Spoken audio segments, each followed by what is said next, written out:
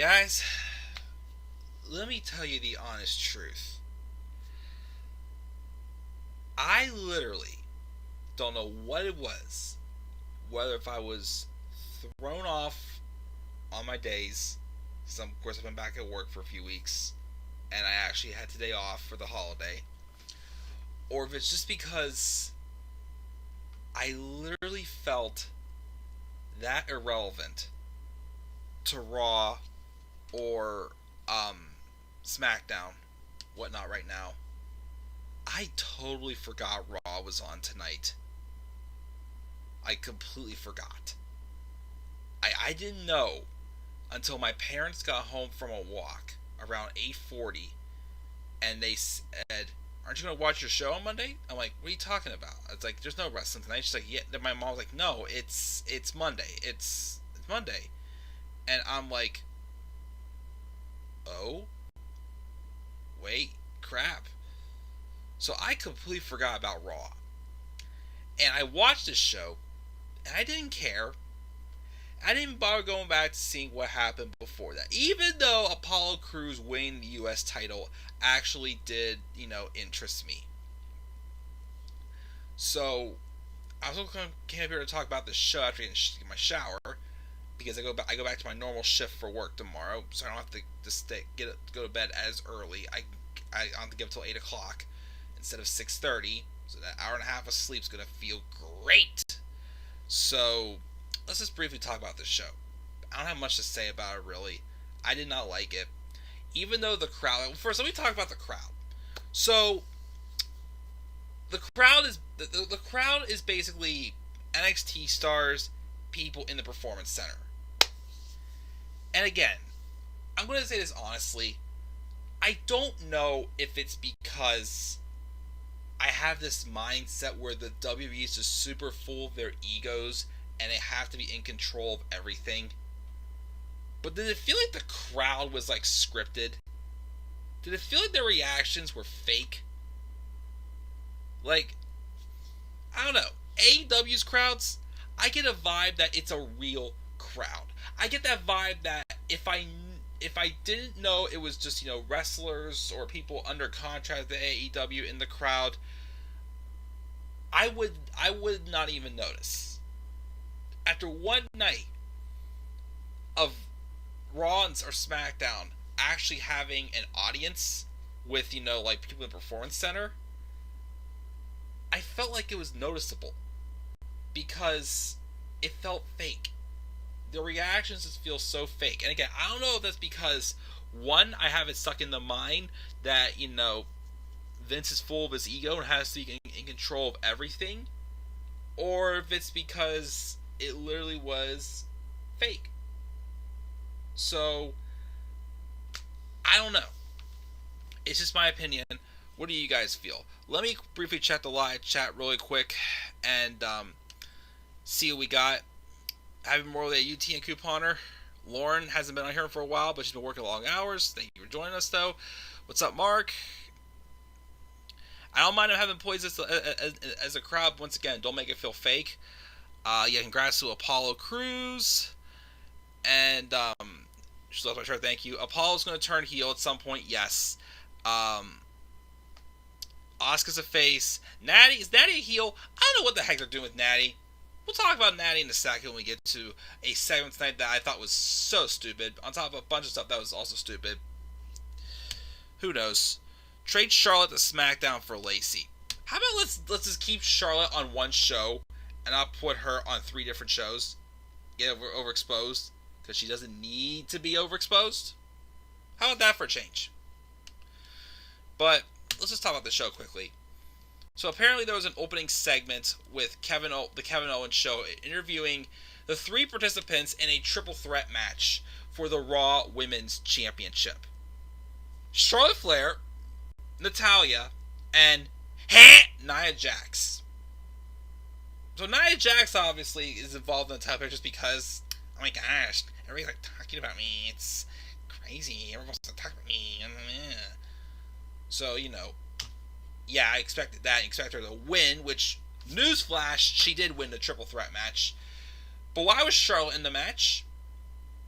Charlotte's already a champion. Why does she have to have two belts? What's the story behind her trying to be two belts? Just to continue to prove that I am the hardest worker in the WWE. No, it's called you're given so much freaking TV time on all three shows. You should be working just one show, and that's that show you're champion of. That's the only show I actually enjoy watching you on is at NXT, because that's where you should be. And then there's Natty. I'm sorry, why was Natty in this match? Just so she could take a pin? So she can eat the pin instead of Charlotte Flair? Like, Natalia's lost the past couple weeks against Shayna Baszler and threw a hissy fit. So how does she earn a title shot?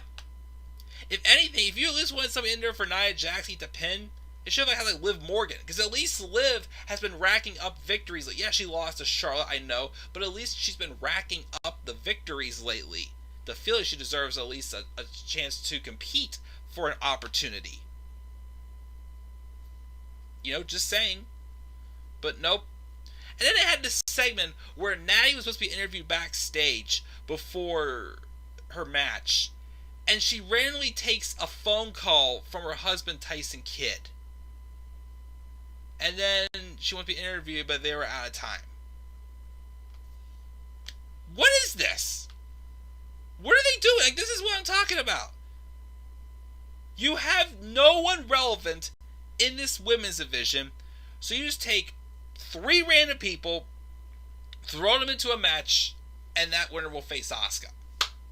How did any of them earn a chance to compete to face Asuka? I don't know. So all that happened, and of course, Nia Jax wins the match, waiting for her to do another nasty botch to hurt somebody else. So that happened.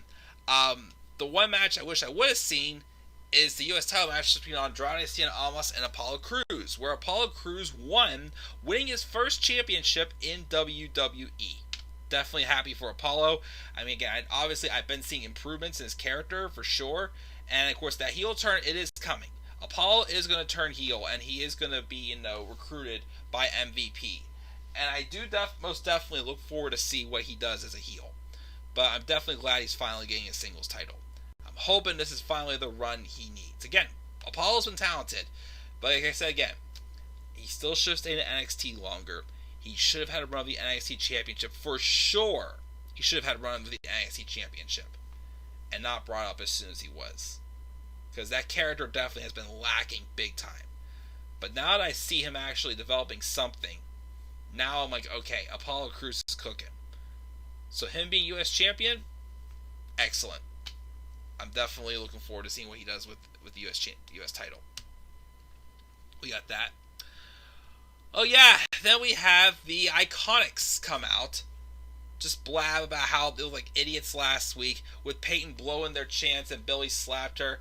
But all of a sudden, nah, they're all cool, they're all fine and dandy. Then they beat down on Nikki Cross and Alexa Bliss because we're going to get another shot. What's going to happen next? Is Billy Kay going to do something stupid to cause disqualification? Literally, you made the...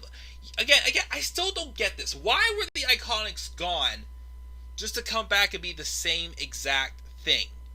Literally, the rumors I could hear for months was they're repackaging. They came back the same thing, and immediately you make them look stupid. And the other thing too I keep saying is, get rid of these damn women's tag titles. There's no depth. There's no legitimate teams that literally even have a story behind them even being a tag team. There isn't. There's no depth. It's going to go back and forth between the same two people. Alexa Bliss and Nikki Cross, the Iconics. Alexa Bliss and Cross, the Iconics. Throwing like the Kabuki Warriors or Fire and Desire or someone else here and there. There's no depth in this women's tag team division. So what's the point of having these extra belts? Wasted. Just wasted. We had that. We had the VIP lounge, again, with Drew McIntyre. Obviously, they brought back the last time these two encountered each other on the VIP lounge and what they said and whatnot. How, MVP wanted to offer guidance for Drew McIntyre. But Drew basically told him, I told you last time, I beat Brock Lesnar in 5 minutes. I did it all by myself. I don't need someone to call the shots for me. I don't need anybody to even talk for me. And this isn't that, but all he wants is to get his hands on Bobby Lashley. MVP was refusing that, so he laid him out with a Claymore kick, which made him mad. Eventually, they wanted that. Later on, they had a match with the Street Profits in the main event that led to some big brawl between Bobby Lashley and Drew McIntyre, because Lashley got disqualified because he was not the legal man. He held on his full Nelson Master Lock thing for past the 5-second time limit. It was dumb. I didn't get it whatsoever. But, speaking of, first we also had Kevin Owens lose to Angel Garza in a random singles match, and then the Street Profits and the Viking Raiders continued their anything you can do, I can do better shit. They play golf, so it goes from basketball to axe throwing to golf, and the same thing happens. Oh, we don't know how to, the other person doesn't know how to play golf. Like, they don't understand the game or whatnot. Just to have, other police officer come up and tell Ivar he's cute. And just the same thing that happened at the end, like, psych, we fooled you. We actually know how to do this, basically. So, we're getting the same thing after every segment. And next week, guess what we're getting? We're going to get bowling. Viking Raiders choose bowling. So, let me guess. They're going to even up their scores. And the best way to break it is, I know what we can do. We can actually have a wrestling match now at Backlash. So stupid. It's the same thing every week, and it's just continuing to make the Viking Raiders look like complete idiots. Street Profits, yeah, but here's the thing. This is stuff that the Street Profits could work with and make it work. But teams like the Viking Raiders, this doesn't work for them. And again, it's just so stupid. Just all around stupid. Something that interested me though in the show also, we did have the start of Austin Theory being part of Seth Rollins' group, being initiated as a disciple pretty much. I know I said last week, I'm like, okay, he went from one heel stable to the other. At least this one actually has some mileage to it. Again, they've literally made Angel Garza and Andrade Cien Almas and Zelina Vega all uninteresting, because all they've done is just lose. But Austin Theory, now he gets the victory, actually the pinfall victory, when he pinned Humberto Carrillo. And after the match, Seth Rollins holding up a Rey Mysterio mask, because obviously he kept saying that Rey Mysterio ultimately offered himself up as a sacrifice after what Seth Rollins did to him. And then he basically threatened to do the same thing to Humberto Carrillo if Aleister Black didn't try to attack them or whatnot. But and apparently we're getting a match with Black and Rollins. I think they should be waiting until a pay-per-view for that. But also going to be Rey Mysterio's retirement ceremony. Rey's not retiring. He's just getting ready to set up a match with him and Seth at Backlash, which should be good. But what do I know? That was actually something I liked about the show. We also had this segment with Edge doubting himself, thanking Orton for making him contemplate things he was burying deeply. Again, all of a sudden, he's like, oh, I doubt I can have a wrestling match. Get real, Edge. Come on. I still don't buy it. I still think it's stupid.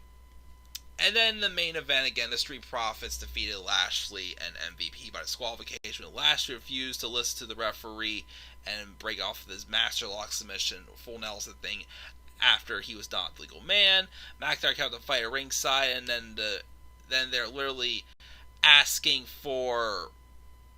They're literally just asking for people from the crowd to come out and help break it up. It was just dumb. I gave the show a D+. Again, I have other things I'm focused on right now this week. I really should not have turned on this show. But I did. Who cares? Anyways, let's check the live chat before I go off the air.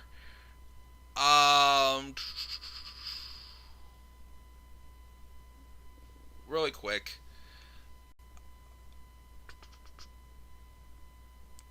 see here. I'm not gonna be able to catch up with all these. Asuka's a face.